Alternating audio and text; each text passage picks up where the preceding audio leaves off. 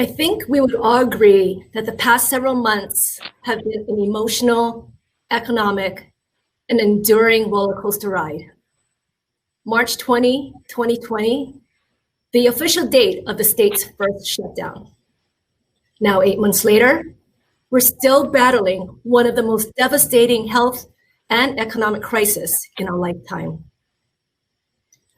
A deadly virus that has crippled our nation and economically paralyzed us beyond belief. It has challenged us both personally and professionally.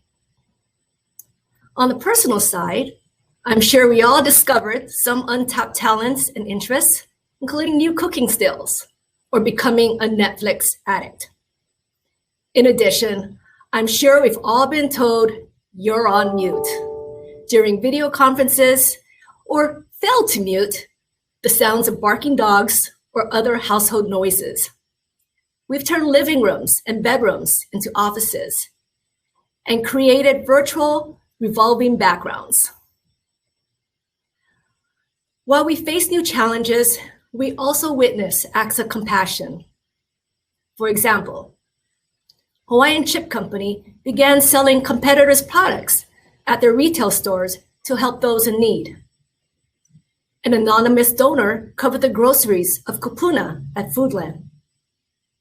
Murphy's Bar and Grill donated food to various charitable causes despite its own struggles. These are just a few acts of humanity that our business community led. Businesses have also taken to social media to make their stories heard. Monica Taguchi of Highway Inn's plea for help and words of desperation touched us all. Monica elevated the call to action to support local businesses. And we know that we cannot let restaurants, retail shops, fitness centers, or any other local business to fail.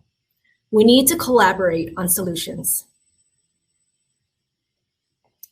Small and local businesses have been recognized nationally for their ability to pivot, such as Pipeline Bakery and Maui Cookie Lady, to companies transforming their core product from catering to to-go boxes, such as Gourmet Events Cow Cow Box, to Maui Brewing Company producing hand sanitizers, to Eat It and Love amping up their online sales. COVID-19 has forced us to adapt, adjust, and pivot overnight, and be flexible in unknown territory, a territory with no playbook. While some have been able to pivot, the economic landscape still creates significant burdens. The virus has caused permanent business closures, blanket shutdowns, confusion, fear, and aggravation. But we must bring our communities back together.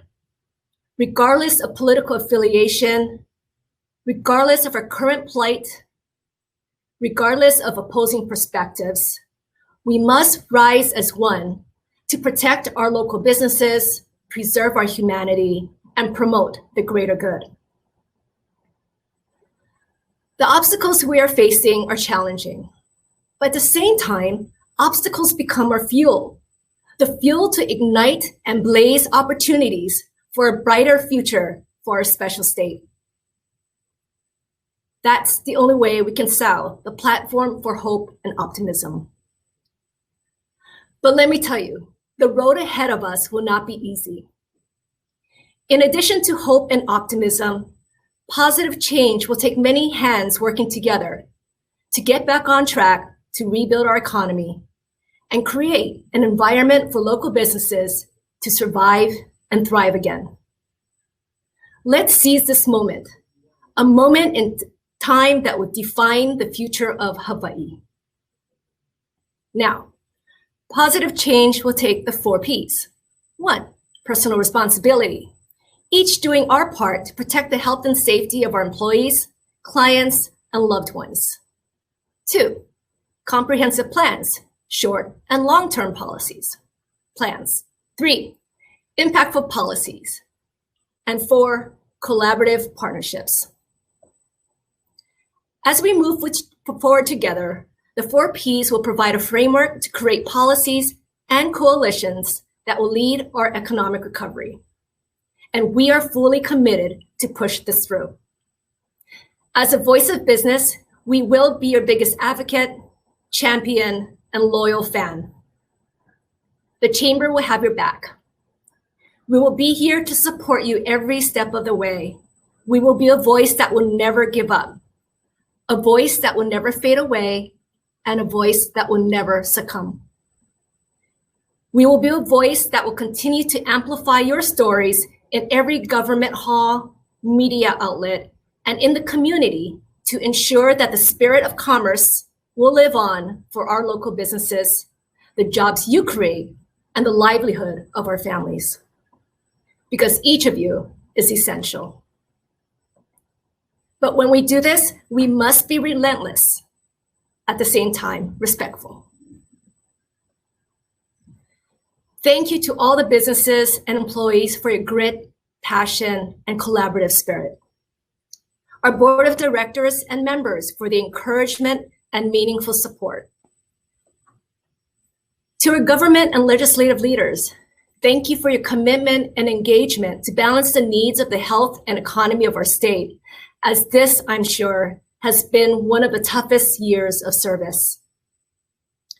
To our brave men and women in uniform who continue to sacrifice and serve to protect our nation.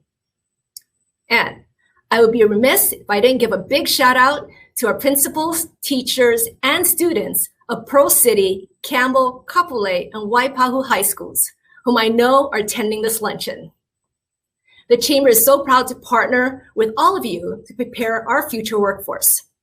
Thank you for your dedication and amazing energy to keep the education momentum going.